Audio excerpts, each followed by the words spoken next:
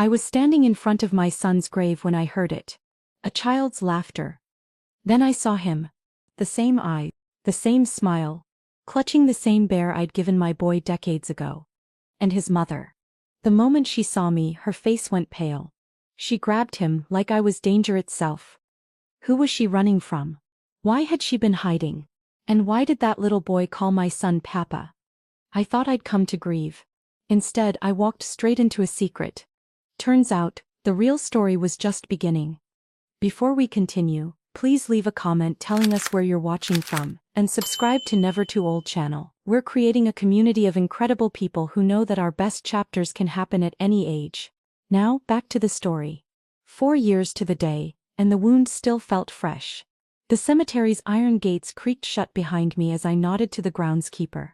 He knew me by now. Every Thursday at 10, rain or shine. The Vance family plot sprawled across the eastern corner. Generations of my family resting under identical gray stones. My heels clicked against the path as dark clouds gathered overhead. The weatherman had promised rain by noon. I'd make this quick. Habit carried me past my husband's grave, past my parents, toward the newest stone, the one I still couldn't believe existed. The newest Vance, my son. The cemetery smelled of fresh-cut grass and wet earth. Spring was coming, though you wouldn't know it today. My mind wandered to the quarterly projections waiting on my desk. The acquisition meeting scheduled for tomorrow. Work helped. Work always helped. I slowed as I approached Arthur's grave, noticing something out of place. Someone had been here already. A small bunch of wildflowers, nothing fancy, just daisies and black-eyed Susans, leaned against his headstone. I frowned. Who would leave these? Julian only visited on Christmas and birthdays, and Arthur's college friends had gradually stopped coming. Before I could get closer, I heard it. Laughter. A child's laughter, bright and unrestrained. I stepped behind a large oak tree, suddenly feeling like an intruder in my own family cemetery. A young woman sat on a small blanket spread before Arthur's grave. She couldn't have been more than 30. Dark hair pulled back in a practical ponytail. Jeans with a patch on one knee, a worn blue jacket. Nothing expensive but everything clean. Beside her, a small boy bounced on his knees, talking animatedly to the headstone. And then Mr. Bear was very brave and didn't cry at all when he got a shot. The boy was saying. The teddy bear in his hands was worn almost threadbare in spots. My heart stopped. That bear. I knew that bear. It was Benson, Arthur's bear. The one I'd given him for his 5th birthday. The one he'd slept with until he was 12 and then kept on his bookshelf through college. But that wasn't what made my breath catch in my throat. It was the boy's face, his eyes deep blue with that slight tilt at the corners. The way his mouth quirked up higher on the right when he smiled. The small cleft in his chin. Arthur's eyes. Arthur's smile. Arthur's chin.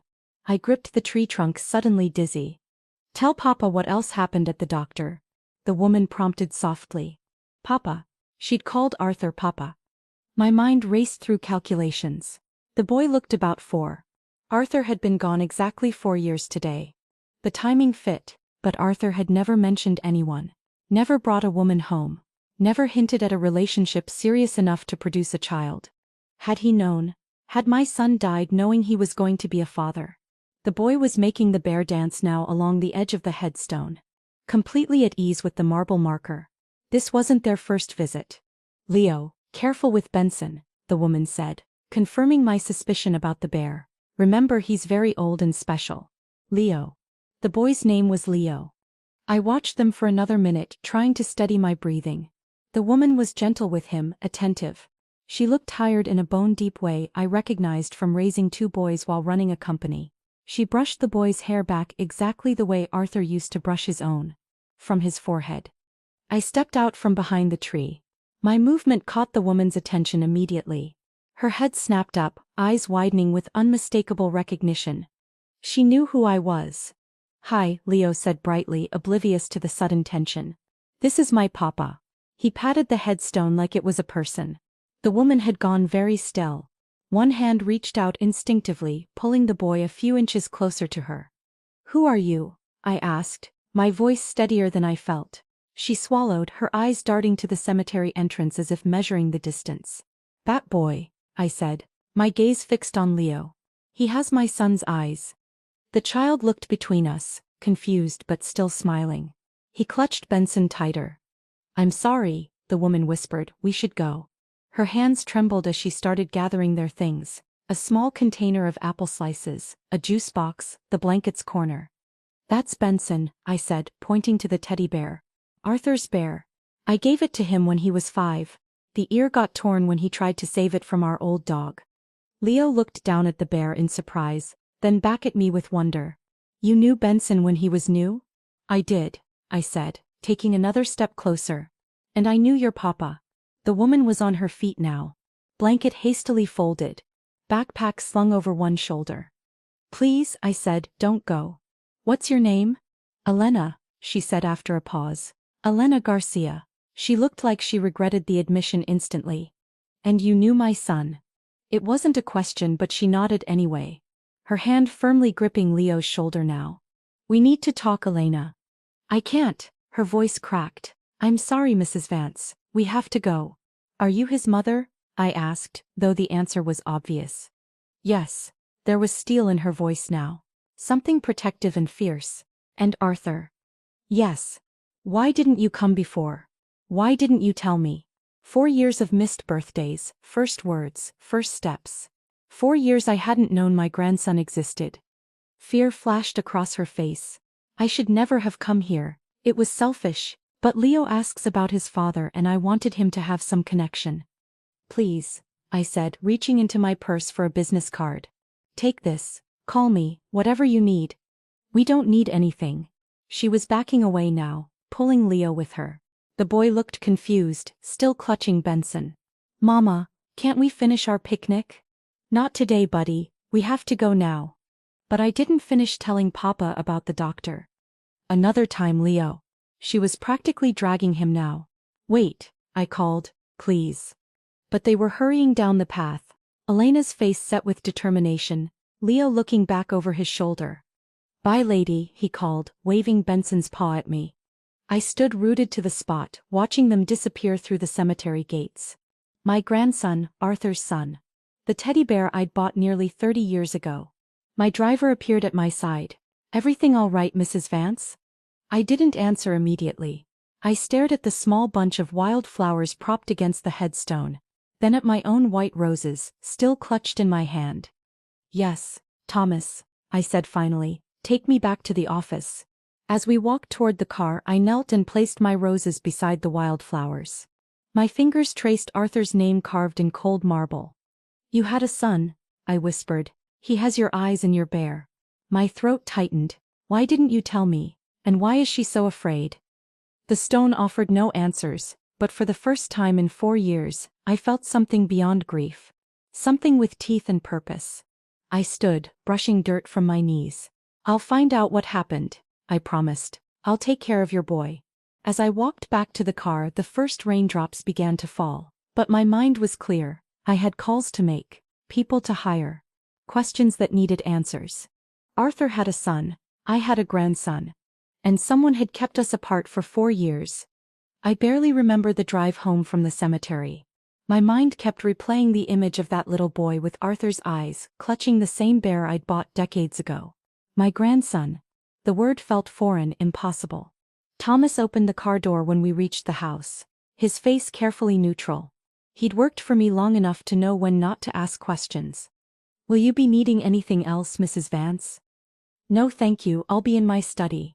The house felt too quiet as I walked through the foyer. It had felt that way for 4 years. I headed straight to my study, the one room that still felt like mine alone.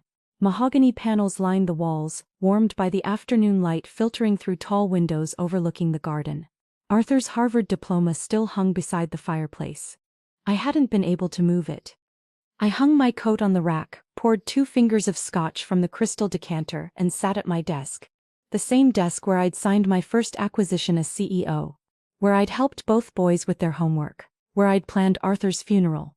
My hand found the silver frame on the corner of my desk. Arthur at his 30th birthday, laughing. His last birthday. This couldn't wait. I picked up the phone and dialed a number I knew by heart. Frank Delaney answered on the second ring. Delaney. Frank, it's Amelia Vance. Mrs. Vance. What can I do for you? His voice warmed slightly. We'd known each other 20 years. He'd vetted merger partners, handled internal theft cases, managed sensitive PR nightmares. I need your help with something personal, completely confidential. Of course. I took a sip of scotch. There's a woman named Elena Garcia.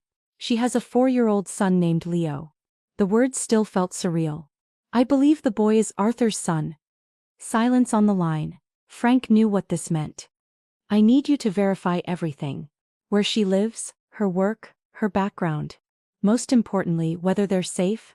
Do you suspect they're in danger? I don't know. She seemed frightened when she saw me. Not guilty, frightened. What exactly do you need to know? Everything, I said, but be discreet. If she is Arthur, if that boy is my grandson, I don't want to scare her off again. I understand, I'll start immediately. The study door opened and Julian appeared. I hadn't heard him come in. Frank, I need to go. Call me as soon as you have anything. I hung up, composing my face. Julian looked like he'd just stepped out of a board meeting. Tailored suit perfectly pressed, his dark hair neatly combed. He'd grown more polished since taking over Arthur's responsibilities. More like his brother in some ways, though he'd hate to hear that comparison. Mother, I thought I'd check on you. He kissed my cheek. Difficult day, I imagine. I nodded. The anniversary is never easy. He settled into the leather chair across from my desk, unbuttoning his jacket with practiced ease. How was the cemetery? Something made me hesitate. Julian and I had grown closer since Arthur's death, necessarily so. He'd stepped up admirably at the company. But this felt too raw, too fragile to share. Yet I found myself wanting to gauge his reaction. I met someone there, I said carefully. A young woman and her son, visiting Arthur's grave. Julian's eyebrows rose. At our family cemetery? That's unusual. The boy is 4 years old, I said, watching his face. He looks exactly like Arthur. Julian went very still. What do you mean? I mean he has Arthur's eyes, Arthur's smile. He was even holding Benson. Benson. Arthur's old bear? Julian's surprise seemed genuine. That's quite a coincidence. It's not a coincidence, Julian. The woman Elena confirmed it. The boy is Arthur's son. Julian leaned forward, his expression shifting to concern. Mother, that seems convenient, doesn't it? A woman and child appearing 4 years later at the cemetery. She wasn't appearing. They were already there when I arrived. Even so, Julian's voice softened. A woman claiming her child belongs to a wealthy deceased man? It's a classic gold digger scheme. The word stung. You didn't see him, Julian. He's Arthur's spitting image. Mother, he reached across the desk for my hand. I know your heart. I know how much you miss Arthur. But we need to be practical. People research their marks. They know how to play on emotions. She wasn't asking for anything. In fact, she tried to leave as soon as she saw me. Julian's smile was gentle, patronizing. Of course she did. It's part of the act. Make you chase her, make you feel like you're the one pursuing the connection. I pulled my hand away. I've hired Frank to look into her background. Something flashed in Julian's eyes. Concern? Annoyance? It was gone before I could identify it. That's a good first step, he said smoothly. But please let me handle this. I'll protect you from being hurt again. You've been through enough. I appreciate your concern, Julian, but I want to see Frank's report first. He stood, buttoning his jacket. Just promise me you won't contact her until we know more. People like this, they're professionals at emotional manipulation. I'll wait for Frank's report, I repeated. After Julian left, I sat in the quiet of my study, wondering why his concern felt off-key somehow, like a piano slightly out of tune. A week passed. I tried to focus on work, but my thoughts kept drifting to Leo. Did he like dinosaurs like Arthur had? Was he afraid of thunderstorms? Did he know anything about his father beyond a cold headstone and stories? Frank called on Thursday morning. I have preliminary information. Can I come by this afternoon? He arrived at 2, manila folder tucked under his arm. I led him to my study and closed the door. What did you find? Frank opened his folder. Elena Garcia, 29, single mother living in an apartment in Parkside.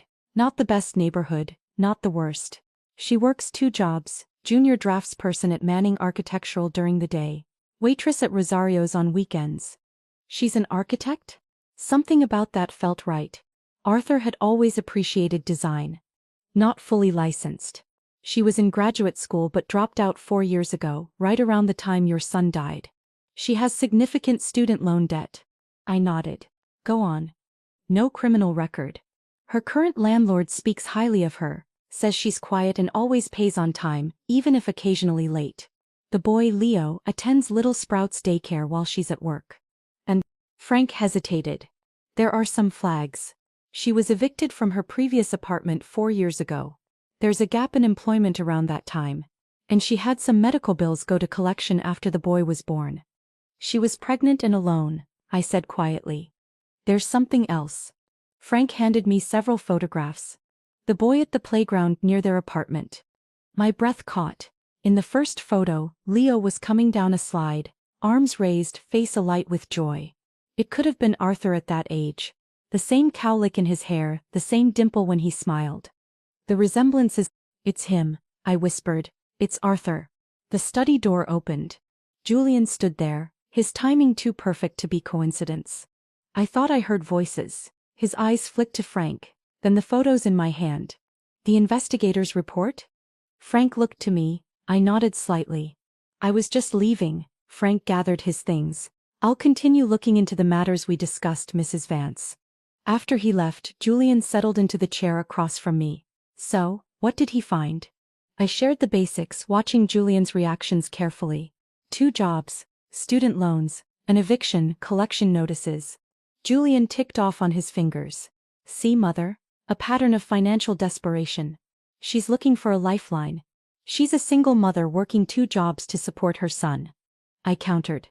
Or she's setting the stage. Create sympathy, then make her move. Julian's voice was reasonable, concerned.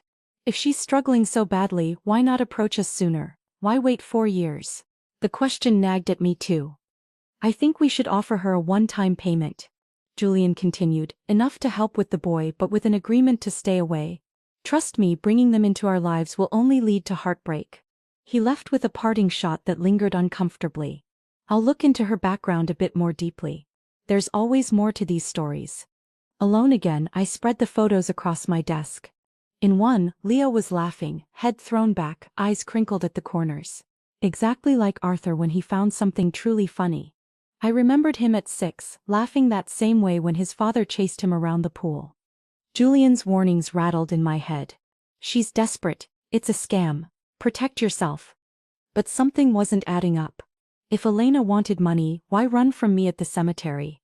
Why 4 years of silence? And that fear in her eyes. That wasn't the look of someone executing a con. That was genuine terror. I'd been letting Julian make too many decisions since Arthur died. It was easier that way in my grief. But this was different. This was my grandson. I slipped Leo's photo into my desk drawer, separate from Frank's report. Then I picked up the phone again. It was time to trust my own instincts. I had the driver drop me a block away. The apartment building matched Frank's description. A faded brick structure with window air conditioning units dotting its facade like afterthoughts. The security door hung askew on its hinges, locked but easily pushed open. Inside, the hallway smelled of curry and cleaning products. The carpet worn to threads in the center.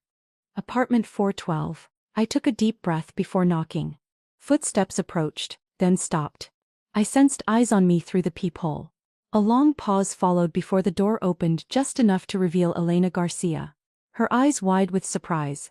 Mrs. Vance. Her voice barely audible. How did you find me?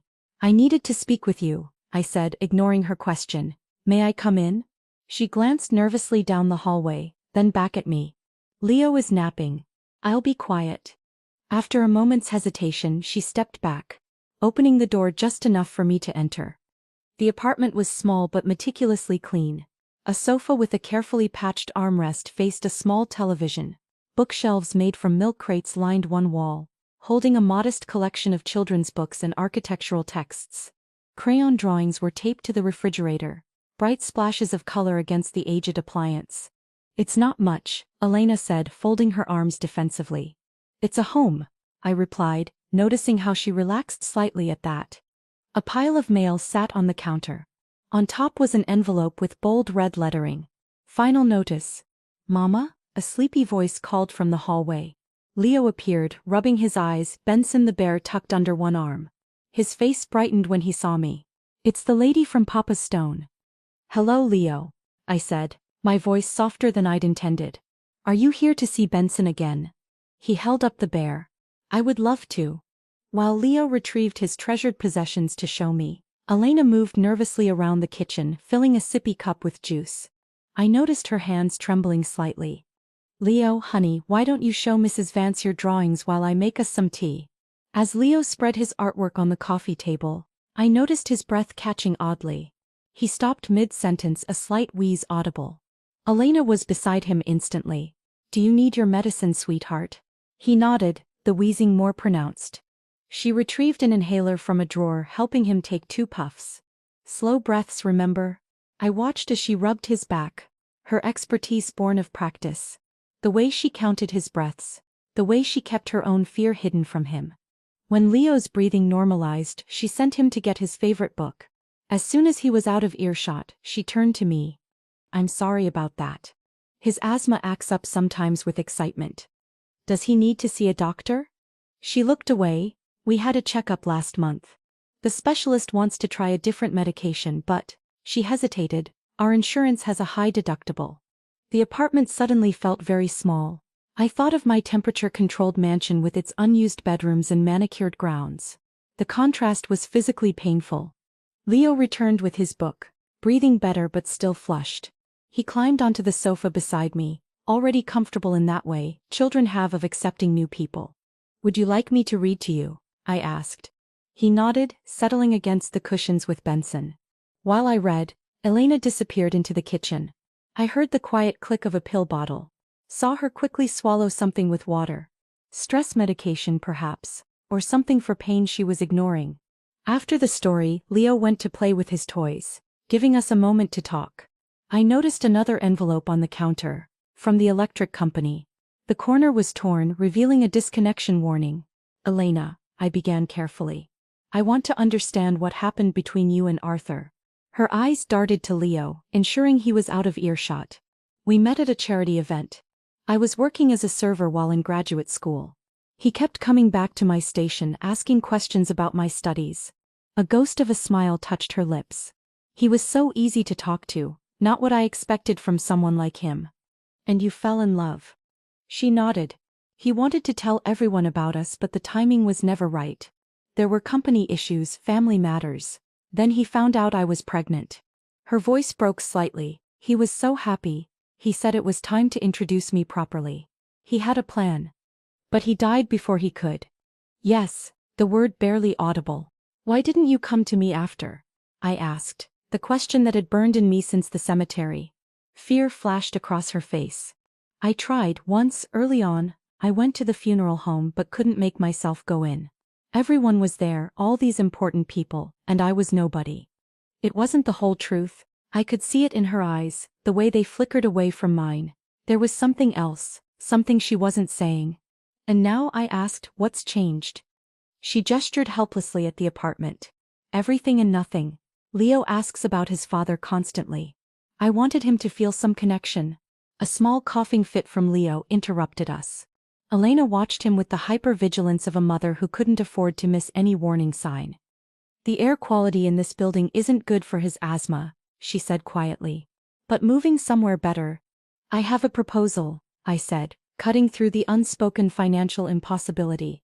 "My estate has a guest house, 2 bedrooms, its own kitchen, clean air, a yard for Leo to play in." Elena stiffened. "Mrs. Vance, I don't want your money. I'm not offering money. I'm offering sanctuary, a safe place for my grandson. I can't accept charity." "It's not charity, Elena. It's family." I leaned forward. "I don't know the whole story yet, but I know that boy is my grandson. He has Arthur's eyes, his laugh. He's carrying Benson, for God's sake." Leo ran over, interrupting us again. "Mama, Benson is hungry." "In a minute, sweetheart," Elena said, her mind clearly racing. "Would there be grass?" Leo asked suddenly, looking at me. "For Benson to play on?" "Leo," Elena cautioned. "Yes," I told him. "There's a big yard with trees to climb and grass to run on." His eyes widened. "Can we go there, Mama, please?" Elena looked at her son, then at the eviction notice on the counter. The inhaler on the table. I could see the calculation in her eyes weighing fears against needs. I don't know what happened after Arthur died, I said quietly. But I can see you're afraid of something, someone maybe. She tensed, confirming my suspicion. This is my home, my property, I continued. My grandson will be safe there, I will personally ensure it. Leo coughed again, the sound rattling in his small chest. We can try it, Elena said finally, for Leo's sake. The move happened quickly. Elena and Leo's possessions filled only the trunk of my car. Leo chattered excitedly the whole drive, pointing at things through the window. Elena sat silent beside him, her hands tightly clasped in her lap. When we passed through the gates of the estate, I heard her soft intake of breath. The main house came into view first. 3 stories of stone and dignity. I directed Thomas toward the guest house, a cottage nestled among oak trees at the edge of the garden. This is where we'll live. Leo pressed his face against the window, eyes wide. The guest house had been closed since my mother-in-law passed 15 years ago. I'd had it cleaned and prepared as soon as I made my decision. It was simple but charming, with large windows and a small front porch. Inside, Elena moved from room to room as if in a dream. The fully stocked refrigerator. The small second bedroom set up for Leo with colorful bedding and a bookshelf of children's classics. The bathroom with its deep tub and cabinet of toiletries. This is too much, she whispered. Look, Mama, Leo called from the second bedroom. A desk for you, with pencils for making buildings. I'd remembered what Frank said about her architectural studies. The drafting table fit perfectly beneath the window, supplies arranged neatly in their holders. Elena touched the edge of the table, then covered her mouth with her hand. For a moment, I thought she might crumble completely. Arthur would have appreciated this space. He always noticed people's passions. I said. A tear slipped down her cheek. He would have loved this place. Yes, I agreed. He would have. I left them to settle in, promising to check on them in the morning. As I walked back to the main house, I felt lighter than I had in 4 years. The hole in my heart wasn't gone, but its edges seemed less ragged. Julian was waiting in the foyer when I entered. Mother, I've been calling you. His irritation quickly masked with concern. Where have you been all day? I had errands to run. He followed me into the living room. Regarding the Elena Garcia situation, I've been thinking about your safety. These types of people can be unpredictable when their schemes don't work out. Actually, I said, turning to face him, Elena and Leo have moved into the guest house. Julian went perfectly still. What? They moved in today. The boy needs a safe place to live, and I want to know my grandson. Mother, his voice tight with controlled emotion. You've invited complete strangers to live on our property without any verification of their claims? Leo is Arthur's son, I have no doubt.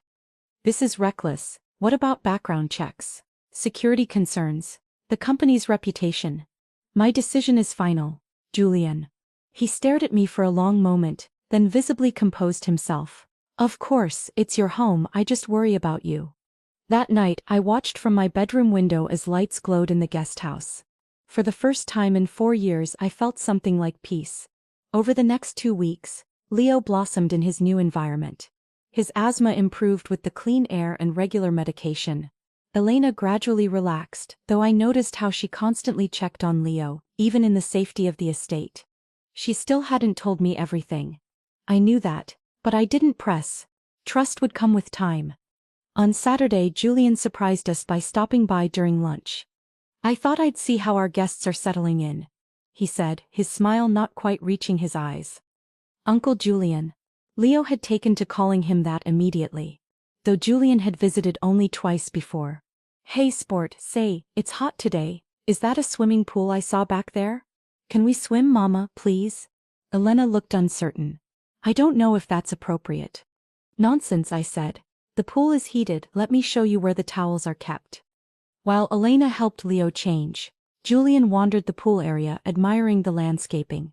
You've really rolled out the red carpet, Mother. They're family. Of course, his smile tightened. Family. Elena's phone rang just as Leo was ready to enter the pool.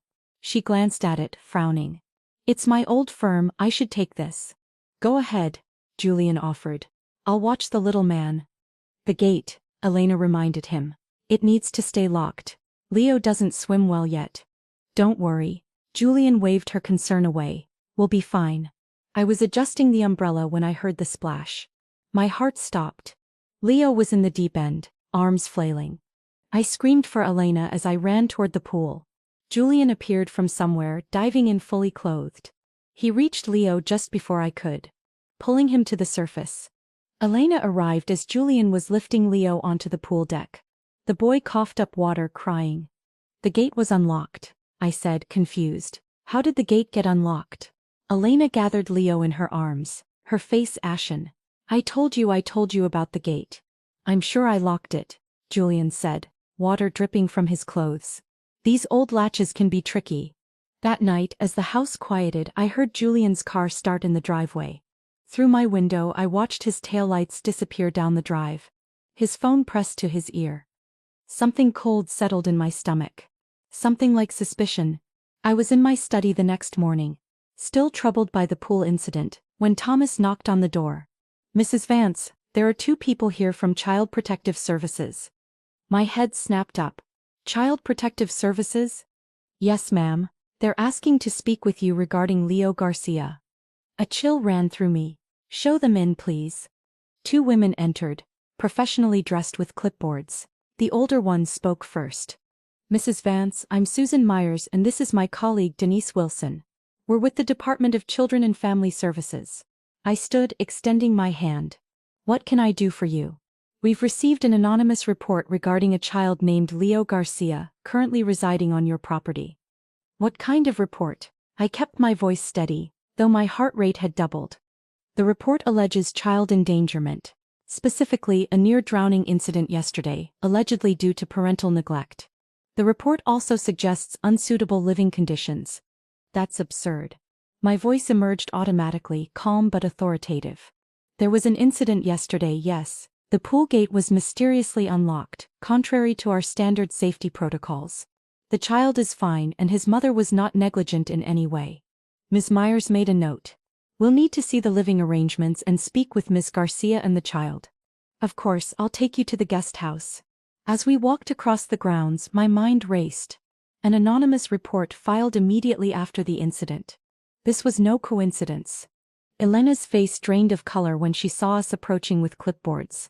Leo, oblivious to the tension, was delighted by visitors. These ladies are from Child Protective Services, I explained gently. They need to ask a few questions about yesterday's pool incident. Terror flashed in Elena's eyes. She pulled Leo closer. We'd also like to see the living environment, Ms. Wilson added. I touched Elena's arm. It's standard procedure. Everything will be fine. The social workers were thorough, examining every room of the guest house, opening cabinets, checking smoke detectors. They noted Leo's room with its appropriate toys, the well-stocked refrigerator, the child safety locks on the cabinets. When they interviewed Elena about the pool incident, her voice shook but her account was clear. I only stepped away to take a phone call from my former employer. The gate was supposed to be locked. And who was supervising the child while you were on the phone? Mrs. Vance and her son Julian were there. They interviewed me separately and I provided the same account, emphasizing our safety protocols. One thing puzzles me, I said. How did you receive this report so quickly? The incident only happened yesterday afternoon.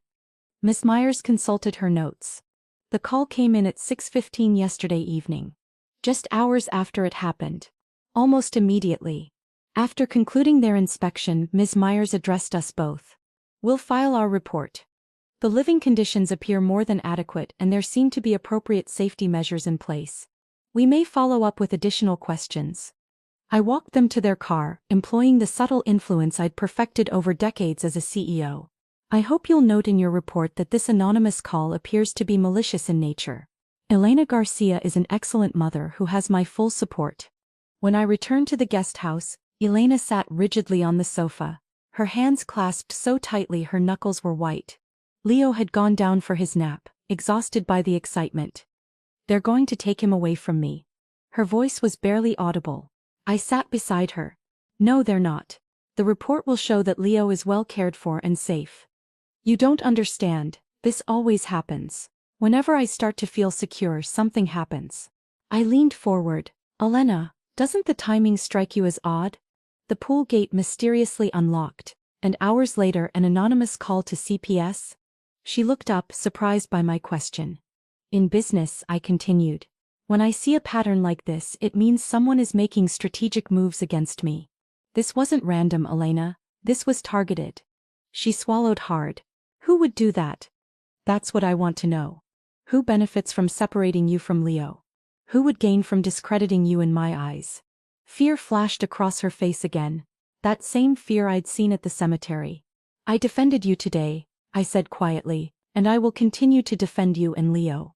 But I need to understand what's happening. She stared at me for a long moment, as if making a decision. I need to check on Leo, she said finally. That evening, after Leo was asleep, Elena asked if I would sit with her on the guest house porch. The night was warm, crickets chirping in the darkness. Security lights cast long shadows across the lawn. I haven't told you everything, she began, her voice low, about Arthur. I stayed silent, giving her space to continue. We met at an architectural exhibition. I was working as a guide for my graduate program. He kept asking questions about the structural elements. A ghost of a smile touched her lips. He was so different from what I expected. Thoughtful, interested in my opinions. She looked out into the darkness. When I got pregnant, he was thrilled. He wanted to do everything right. He said it was time to introduce me to you properly. But something changed. I prompted gently. Elena nodded. Arthur found something at the company. Financial irregularities, he called them. He started working late, going through records. He found shell companies, money being moved around. My chest tightened. The company, of course it would be about the company. The night before he died, he came to my apartment very late. He was pale, shaken. He said he'd discovered who was behind the embezzlement. Her voice broke.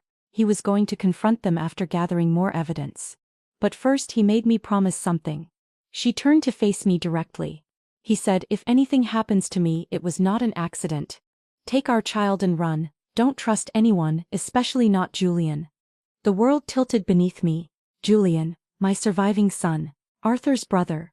The car accident was the next day, Elena continued. I was terrified. I packed what I could carry and ran. I changed apartments 4 times in the first year.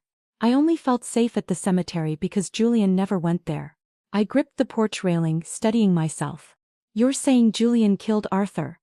I'm saying Arthur believed Julian might harm him, and then Arthur died. The pieces aligned with terrible clarity. Julian's insistence on handling the Elena situation. His immediate distrust. The mysterious unlocked pool gate when he was present. The conveniently timed CPS call. Why tell me now? I asked. Because you defended me today, and because I'm tired of running. Her eyes met mine, and because Leo deserves to know his grandmother. Inside the main house, I moved on autopilot to my study. I needed to think, to plan. If Julian had killed Arthur, if he was still actively trying to separate me from Elena and Leo, then they were all in danger. I picked up the phone and dialed Frank Delaney's number, not caring that it was nearly midnight. I need you to investigate my son Julian, I said when he answered, skipping any greeting. A pause. Mrs. Vance? Find the source of that CPS call today. Find Julian's connection to shell companies. Arthur might have been investigating 4 years ago.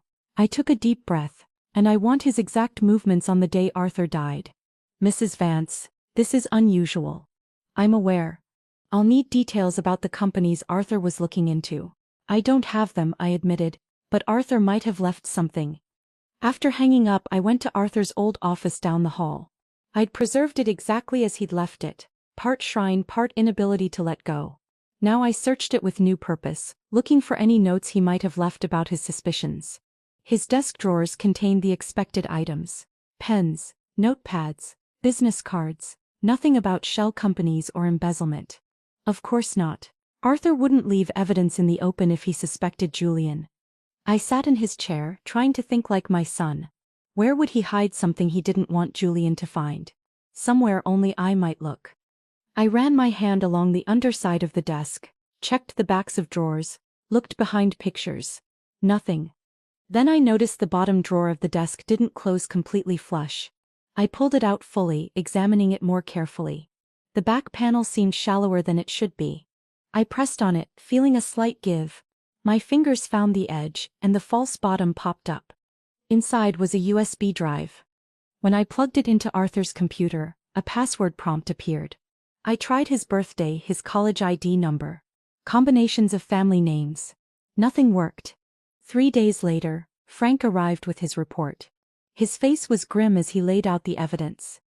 The CPS call came from a burner phone, but we traced the location to a coffee shop near the office of Julian's personal assistant Meredith Cooper. She was seen on security footage entering the shop 3 minutes before the call was placed. I nodded, unsurprised. Regarding the financial matters, Frank continued, I found connections between Julian and 3 shell companies, Meridian Holdings, Westlake Investments, and Blue Harbor LLC.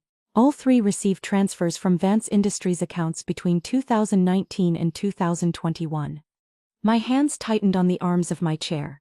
And Arthur's accident. Frank hesitated. Julian was supposed to be at a lunch meeting with the CFO that day, but he cancelled last minute.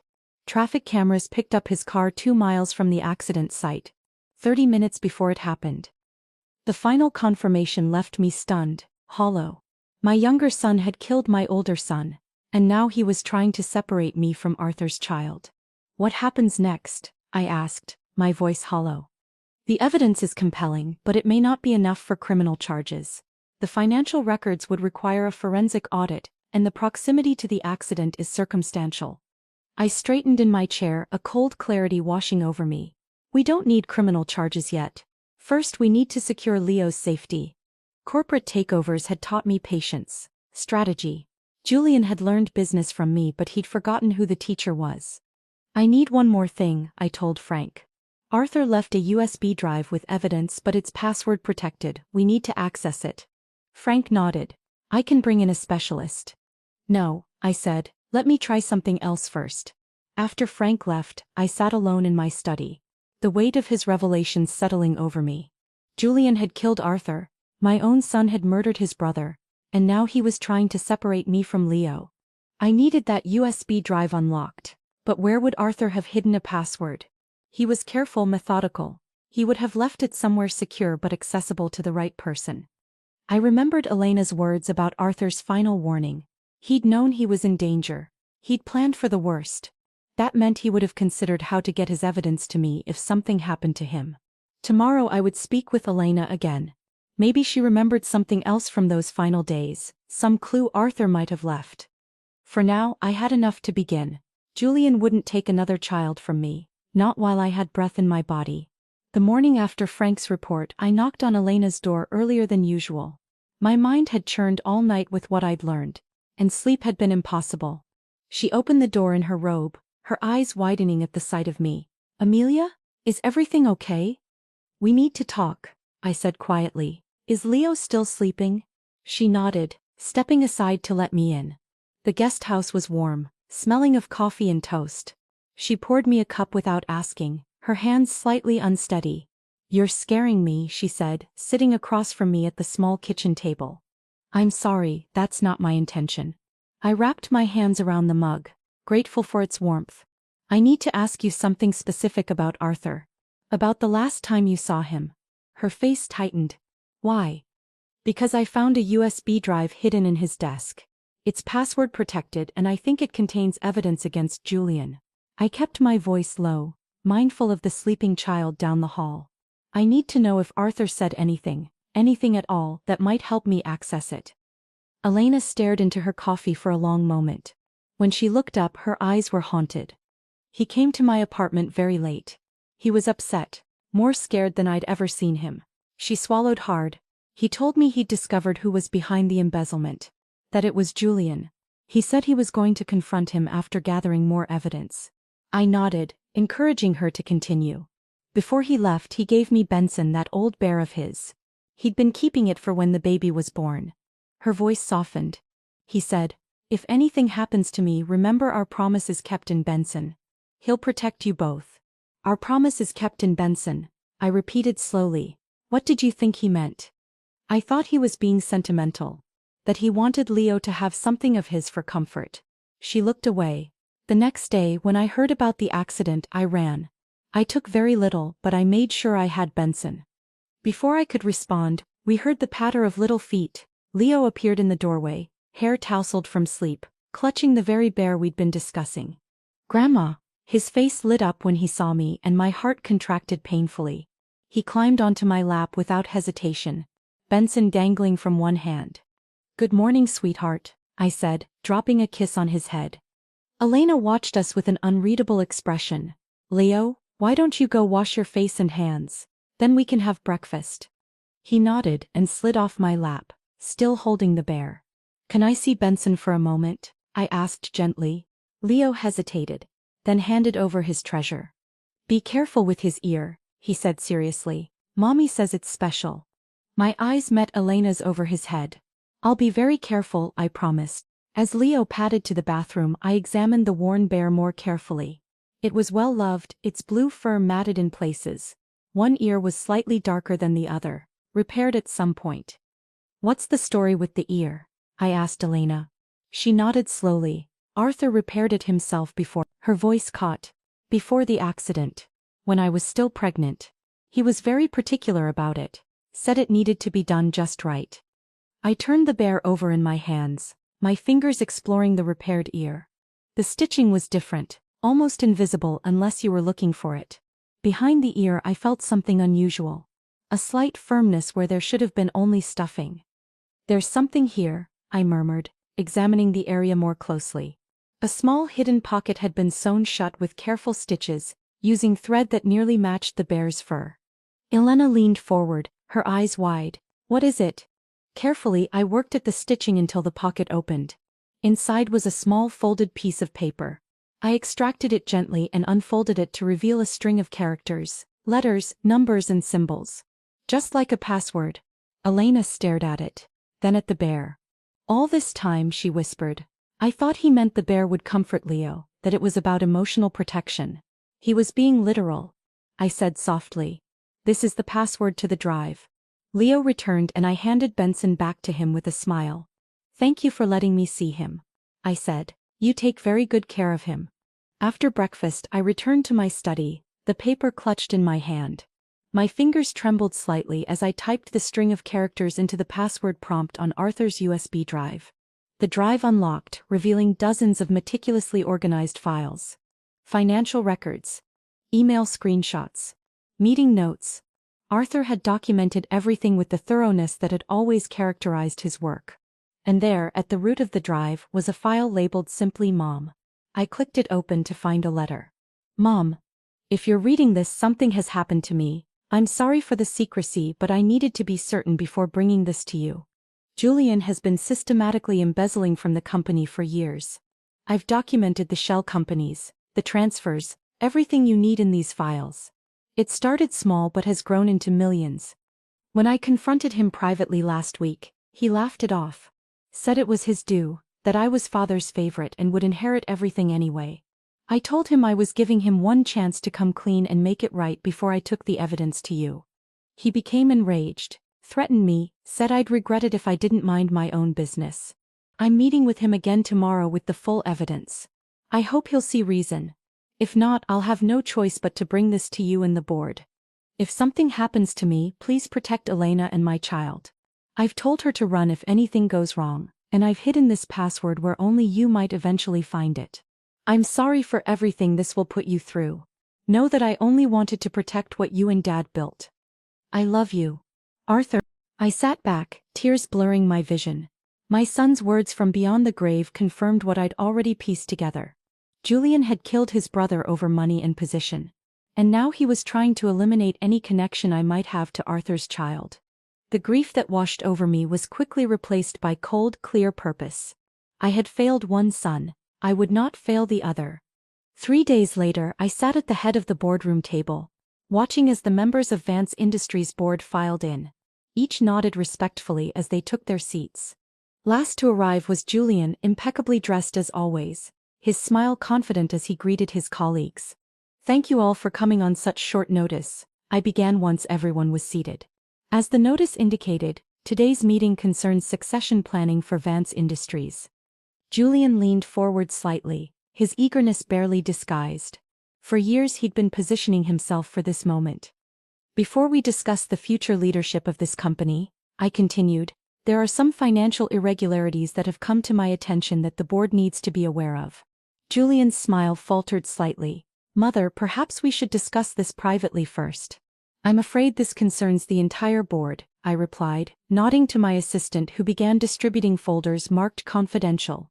As the board members opened their folders, I triggered the presentation on the large screens around the room. Financial records appeared, with key transfers highlighted. These documents show systematic transfers from company accounts to 3 shell companies: Meridian Holdings, Westlake Investments, and Blue Harbor LLC.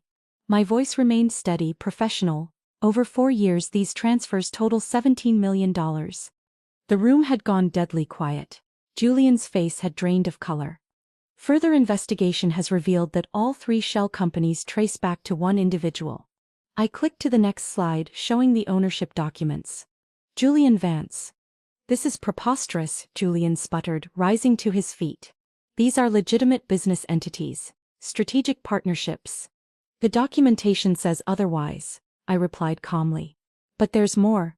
I detailed the harassment of Elena, the connection between Julian's assistant and the CPS call, the evidence placing Julian near Arthur's accident. With each revelation, Julian's composure crumbled further. And finally, I said, I have a recording I believe the board should hear.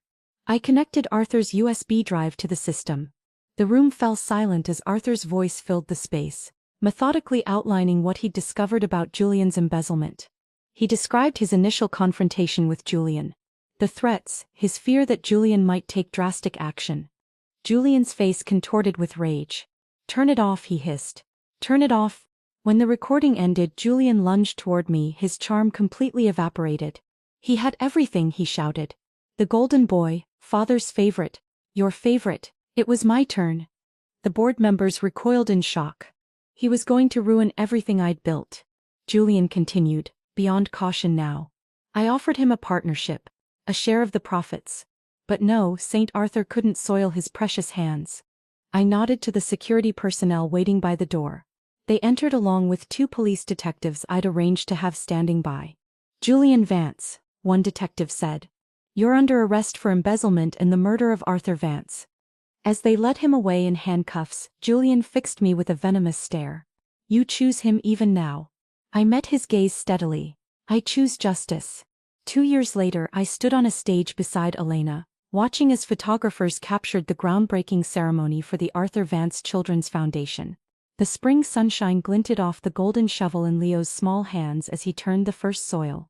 Elena, now the foundation's executive director, had just completed her master's degree with my backing. She looked poised and confident, addressing the crowd, explaining how the foundation would support children in need through educational programs and safe spaces. Leo, now 6, stood between us, Benson tucked securely under his arm. The bear was worn but lovingly maintained, a silent guardian connecting him to the father he would never know. As we moved through the reception afterward, a reporter approached me. Mrs. Vance, after everything that's happened, how do you want to be remembered? What do you consider your legacy? I looked over at Leo, who was showing Benson the architectural model of the new building. His smile, so like Arthur's, caught at my heart. Legacy isn't what you leave behind, I said quietly. It's who you leave behind. Elena met my eyes across the room and smiled. The Vance name, once sullied by Julian's greed, was being rebuilt through her integrity and vision, and through the innocent joy of Arthur's son, my grandson. Arthur would be proud of what we had salvaged from tragedy, of the family we had become. So, that's my story. I'd love to hear what you think. If you were in Elena's place, would you have trusted me with the truth or kept hiding it? Let me know in the comments and subscribe for more stories like mine.